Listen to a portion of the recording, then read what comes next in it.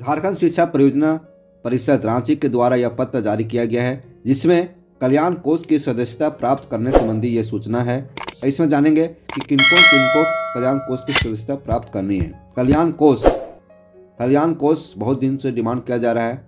कल्याण कोष तो ये देखिए, समग्र शिक्षा के अधीन कार्यरत संविदा कर्मी वेलफेयर सोसाइटी की किनको यह सदस्यता हासिल करनी है। इस सदस्यता को प्राप्त करने के लिए आपको कितने पैसे चुकाने पड़ेंगे, कितने रुपये देने पड़ेंगे, और फिर आपके साथ जो आप फॉर्म भरेंगे उसका स्क्रूटनी कहाँ होगा, कैसे होगा, इसके बारे में जानकारी प्राप्त करेंगे। और इस पत्र के माध्यम से आप देखेंगे कि झारखंड में जितने भी सहायक अध्यापक, संप्रति पारा शिक्षक है और कस्तूरबा गांधी बालिका विद्यालय में जो संविदा पर नियुक्त शिक्षिकाएं हैं एवं शिक्षकेतर कर्मियों को कल्याण कोष की सदस्यता प्राप्त करने के संबंध में ये पत्र जारी किया गया।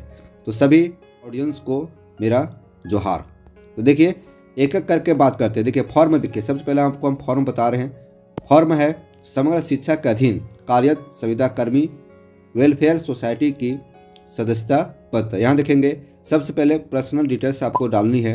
यहाँ फोटो आपको डालनी है, teacher ID, name, gender, father's name, mother's name और कॉरेस्पॉन्डेंस एड्रेस के अलावे परमानेंट एड्रेस देना है। Aadhaar number, telephone, date of birth, mobile, email ID, marital status, PAN card. अब देखिए बैंक का भी इंफॉर्मेशन डालनी है आपको। Bank name, IFC name, nominee में आ जाएगा, एज, मोबाइल नंबर, है ना, relation, Aadhaar number, marital status. अब देखिए यहाँ पर डिपेंडेंट डिटेल्स, आपके ऊपर कितने मेंबर डिपेंडेंट है वो भी देना है। चलिए सबसे पहले पत्र को देखते हैं, उसके बाद फिर इसके बारे में चर्चा करते हैं। यहाँ देखिए प्रेषक हैं राज्य परियोजना निदेशक और दिनांक देखिए, दिनांक है 24 जनवरी 2024।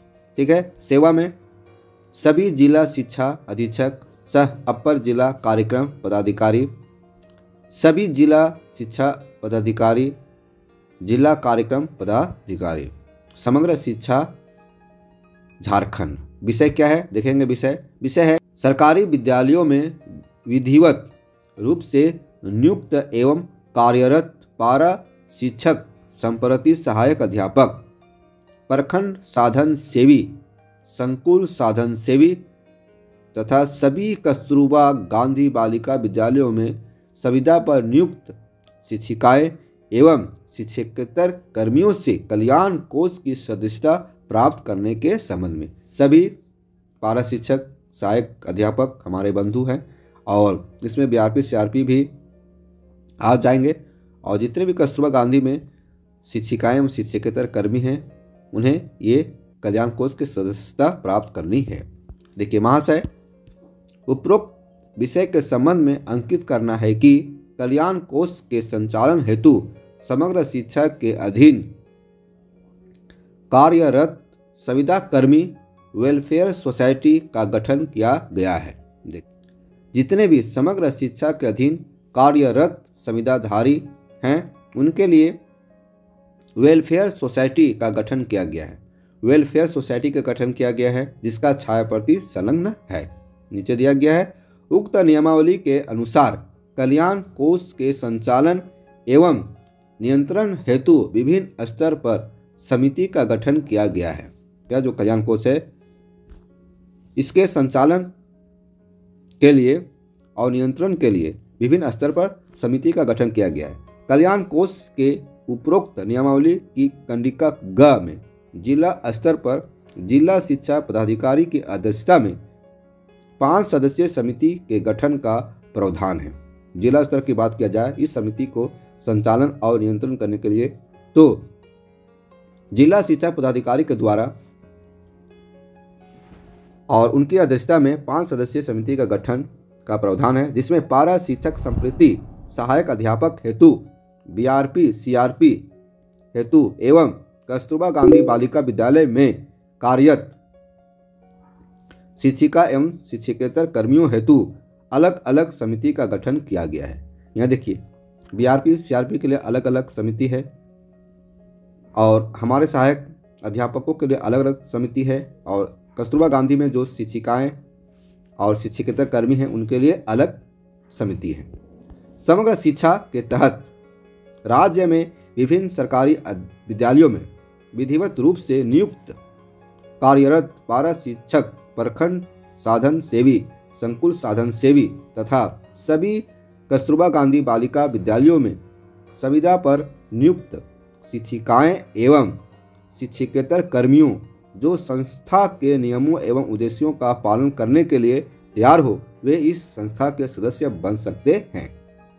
देखिए यहाँ कह रहा है यदि आप जो संस्था बना है, वेलफेयर जो सोसाइटी बना है, जो कल्याण कोष के लिए सोसाइटी बना है, उसका यदि हम उद्देश्य और नियमों को पालन करने में सक्षम है तो हम सदस्यता का ग्रहण कर सकते हैं।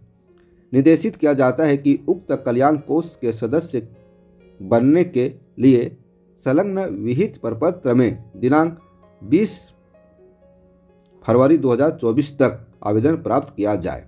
यदि आप सदस्यता बनने में इच्छुक हैं तो आपको 20 फरवरी 2024 तक आवेदन प्राप्त कर लेना चाहिए।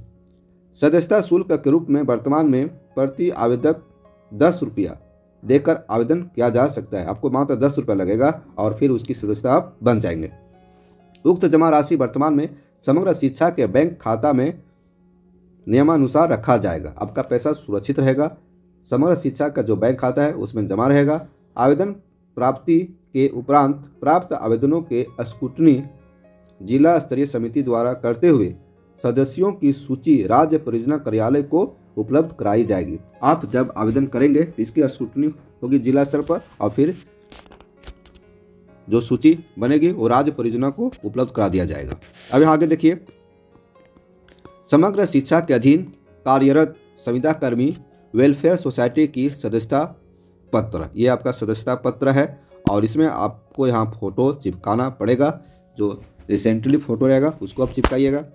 सबसे पहले यहाँ पर पर्सनल डिटेल्स के रूप में टीचर आईडी आप डालेंगे, लेकिन यहाँ कहता है कि ओनली फॉर असिस्टेंट टीचर, मतलब सहायक अध्यापक के लिए ये है।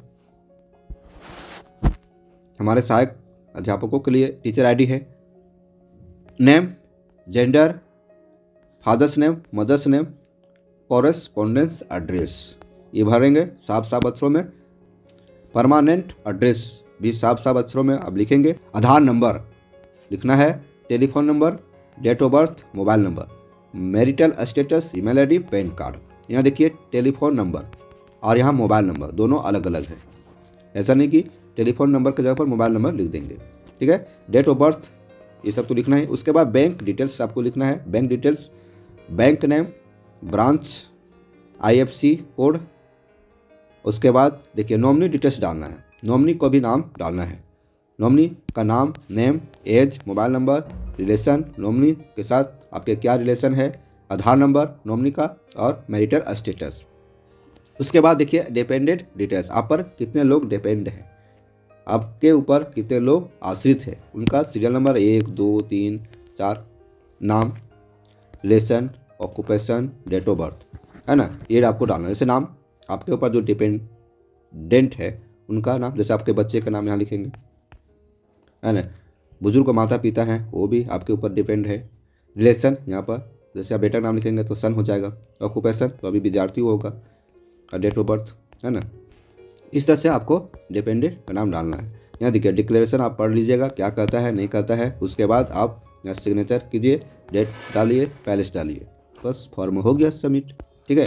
तो ये रहा हमारे सहायक अध्यापकों के लिए, BRP CRP के लिए, कस्तूरबा गांधी में जो संविदा कर्मी हैं उनके लिए, संविदा पर नियुक्त शिक्षिकाओं के लिए है। ये पत्र जारी किया गया है। कल्याण कोष संबंधी ये जानकारी रहा। उम्मीद करता हूँ कि यह जानकारी अच्छी लगी होगी। चैनल को सब्सक्राइब नहीं किए हैं तो कर लीजिएगा।